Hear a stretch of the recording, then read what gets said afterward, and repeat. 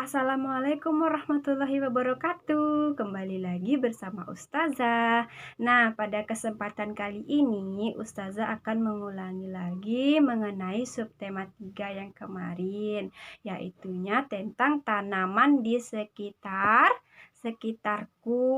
Nah, sebelum kita mulai, marilah kita sama-sama membacakan basmalah. Bismillahirrahmanirrahim. Nah, pada kesempatan kali ini, kenapa Ustazah mengulangi tentang subtema 3? Karena agar nanti soleh-soleha semuanya lebih paham lagi mengenai subtema 3. Insya Allah hari Senin depan, hari Senin besok ini, kita akan masuk subtema 4. Nah, kemarin kita belajar tentang cara merawat tanaman. Masih ingatkah soleh-soleha apa saja cara merawatnya? Yaitu yang pertama dengan cara disiram. Yang kedua yaitu diberi pupuk. Yang ketiga, kalau ada rumput-rumput yang tumbuh di pot kita cabut. Nah, kemudian tanah yang sudah tidak subur kita ganti dengan tanah yang subur. Nah, merawat tanaman itu merupakan kewajiban kita bersama. Jadi tidak kewajiban contoh ibu saja yang merawat tanaman atau ayah sajalah yang merawat tanaman, aku enggak. Itu tidak boleh.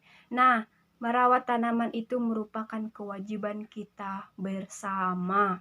Kemudian tanaman itu terdiri dari 5 bagian. Apa sajakah 5 bagian itu? Kemarin kita sudah jelaskan. Anak soleh-soleha juga sudah menggambarnya apa saja, yaitu yang pertama ada akar, batang, daun, bunga, dan buah. Nah, kelima bagian tersebut memiliki manfaat masing-masing. Yang pertama akar. Akar ini di mana letaknya? Ya, bagian yang terletak di bawah tanah. Apa fungsi dari akar? Akar berfungsi untuk menyerap air yang ada di dalam tanah. Kemudian yang kedua ada batang. Batang ini adalah bagian tanaman yang berada di atas tanah. Nah, fungsinya sebagai tempat tumbuhnya daun, bunga, buah, dan berfungsi sebagai tempat menyimpan cadangan makanan. Nah, jadi tumbuhan itu juga ada tempat cadangan makanannya. Jangan salah-salah ya. Tumbuhan juga merupakan makhluk hidup. Kenapa dikatakan makhluk hidup? Karena tumbuhan selalu tumbuh. Nah, kemudian ada daun. Daun merupakan bagian tanaman yang berfungsi sebagai tempat membuat makanan. Di manakah daun itu tumbuh? Daun tumbuh di batang. Nah, di mana daun itu tumbuh? Ya, daun tumbuh di batang sebagai tempat membuat makanan. Kalau batang tadi sebagai alat penyimpan cadangan makanan di dalam tumbuhan, nah daun ini adalah tempat membuat makanannya. Nah, kemudian apa lagi? Bunga. Siapa di sini yang tidak tahu bunga? Nah, mungkin semua soleh-soleha sudah mengetahui bunga. Contoh bunga mawar, melati, apalagi bunga kertas, dan masih banyak lagi. Nah, kemudian ada buah. Buah ini juga tumbuh di batang. Apa contoh dari buah? Contoh ada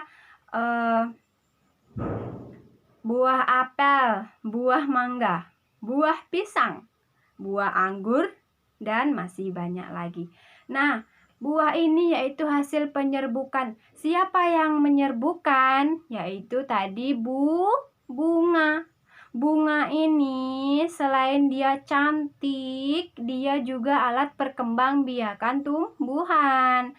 atau tempat terjadinya penyerbukan yang menghasilkan buah-buahan. Nah, kemudian tanaman ini juga kita manfaatkan agar bisa menjadi makanan. Contoh sayur-sayuran. Sayur-sayuran itu berasal dari tumbuhan yang namanya tumbuhan kangkung, sawi, bayam, dan masih banyak lagi.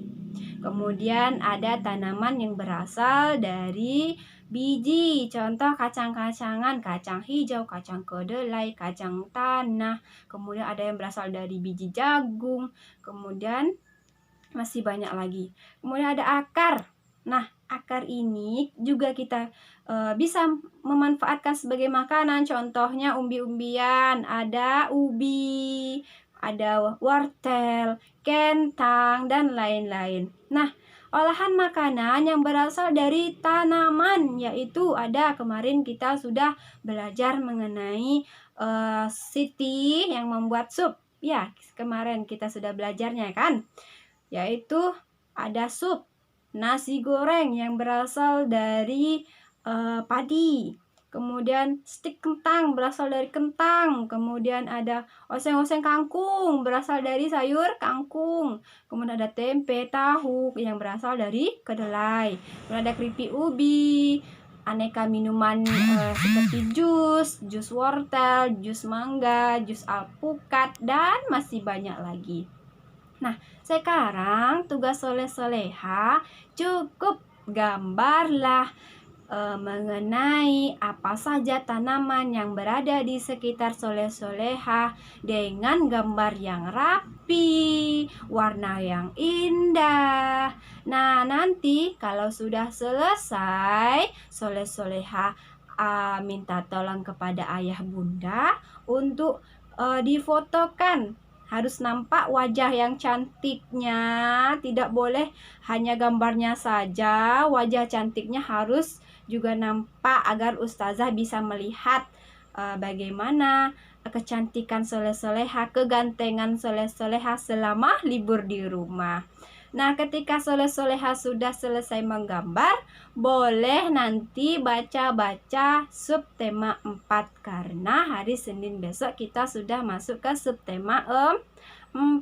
Nah, untuk hari ini ustazah cukupkan di sini dulu ya. Ustazah akhiri. Assalamualaikum warahmatullahi wabarakatuh.